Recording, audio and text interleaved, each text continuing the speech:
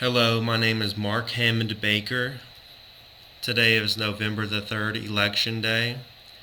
And because it's Election Day, I thought that I would try to lighten the mood a little bit, but not too much because this is a topic that has a lot of controversy around it, but just to kind of get our minds off of the debate, who's going to win the debate, and the glory or doom of the future of this country.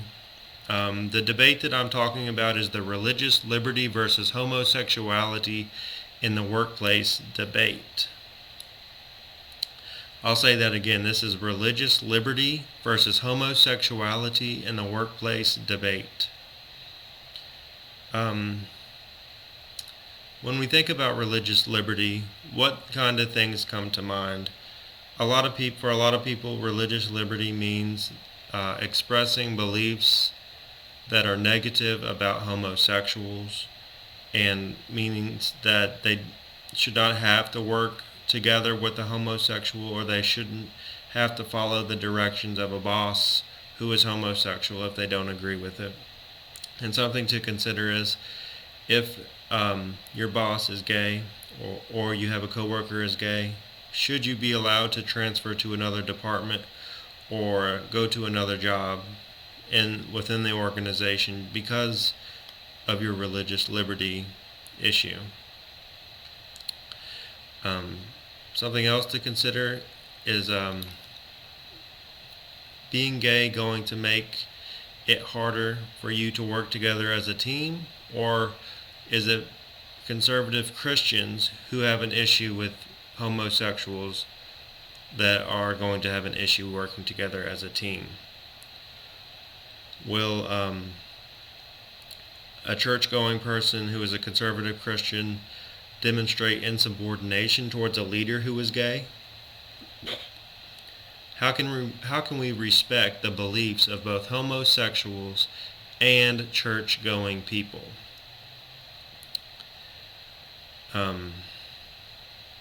This is a moral dilemma in a religious sense, because people who are caring about their religious liberty are concerned about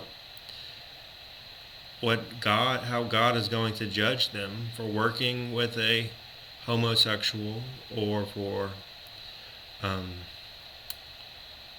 being employed by a homosexual, or just having a coworker that's a homosexual. Somebody who is very religious might want to publicly shame a homosexual, try praying for a homosexual, that God will heal them, and things like that. We need to look at the decision-making process related to the accommodation of religious and cultural differences within public service organizations. How is the administration making these decisions, and what can we do about it? So many times we think that organizations have a superior ethical standpoint than we do, and the decisions we make we can't do anything about, and they know better than we do, and we just have to lay down and allow whatever they say to go. But that's not the way the real world works. We can do something about it, and if we don't like something, we can make a complaint. We can talk to an administrator, and if they don't solve our issue, we can go up the ladder from there. In 2020, the Census Bureau collected information that has not yet been released, but they estimated that over 1 million same-sex couples are currently living together in America, and that over 5% of the American population identify as gay, lesbian, or bisexual. What this means is that it is statistically likely that there will be at least one homosexual in every organization. It also suggests the probability that a homosexual will be hired to manage people in an organization. As higher level managers, how should we resolve the moral and religious conflict that exists between associates who are homosexual and those who are conservative Christians?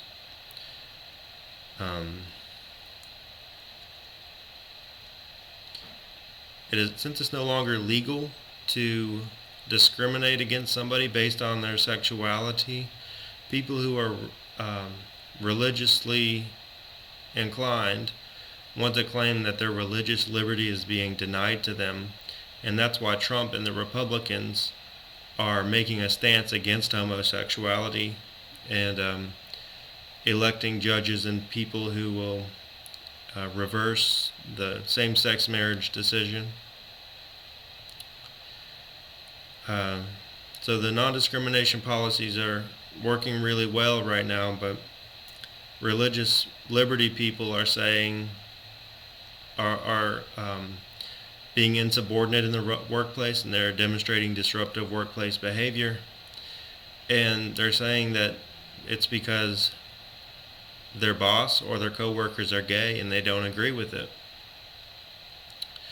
As higher level managers, we must take into consideration finding ways of pooling teams of diverse individuals together to do jobs in ways that is fair to all of them.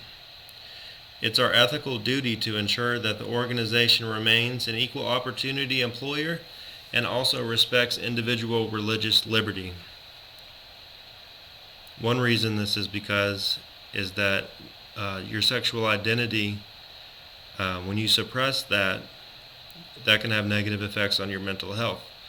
Likewise, when you suppress your religious liberty, this can have negative consequences, and that's a form of oppression, and it definitely was not how this country was founded. But we've already taken God and prayer out of schools. So this is another controversial issue. My grandma was just talking to me, and I asked her about this, and she said, "Mark, I think everybody at work knows you're gay, and I think that they like you too." And so that made me really feel good. And an argument against homosexuality is that God created Adam and Eve and not Adam and Steve. Congregations like to use these arguments, claiming that it's wrong to have a same-sex partner. But my question is, was that written in red or was it written in black? Did Jesus say that, or did someone else? Your church might give you inappropriate advice about working for a homosexual or having a homosexual employee or a coworker. Situations like this are going to come up, and as an equal opportunity employer, we cannot undermine the authority of a homosexual manager just because someone has a religious liberty objection. This raises the question of whether or not you should be asked during your interview if you have any objection for working for a homosexual before being hired. And if you said that you did have an objection, does that warrant us not hiring you? Likewise, should we consider transferring employees to other departments if they report having a problem with working for a homosexual, or because there's a homosexual in their department? Our employees should have the opportunity to engage with and practice their own beliefs, and it is not the place for the higher management it's not the place for higher management to determine who wins this debate.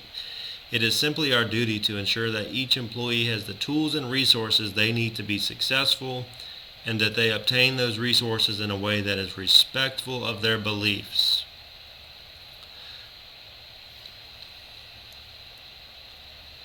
How do we train managers to be respectful of LGBT people and also respectful of religious liberty?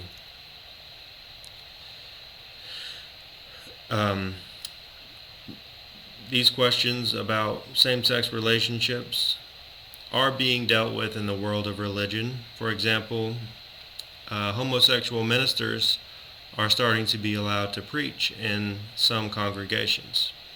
Another example is that in October of 2020, Pope Francis endorsed same-sex civil unions, although he did not change the church doctrine. His exact words were, "Homosexual people have the right to be in a family. They are children of God and have the right to a family. Nobody should be thrown out or be made miserable over it. We have to be civil What we have to have is a civil union law. That way they are legally covered. I support that. The Pope supporting the LGBT community is a major step forward because it attested to the fact that Jesus accepts homosexual people just like he does heterosexual people. And it attests to the fact that gay people are not possessed by demons who are in need of an exorcist. That prayer cannot cure homosexuality because it is not a disease. And this instance was similar to how the Diagnostic and Statistical Manual removed homosexuality as a mental disorder from its third edition in the year 1973. This is also similar to how the United Methodist Church is in its final stages of debating allowing homosexual ministers to preach. The United Methodist Church claims that sexuality is God's good gift to all persons. Well, thank you for listening to my video. Again, my name is Mark Hammond Baker, and this was the religious liberty versus homosexuality in the workplace debate. If you have any questions or want to comment on this video, please do. Message me, call me, text me. I'm available 24/7. When I'm not sleeping, I'll answer any questions or I'll brainstorm ideas with you. This debate is ongoing and it's very important to a whole lot of people. So thanks for watching. Have a great day.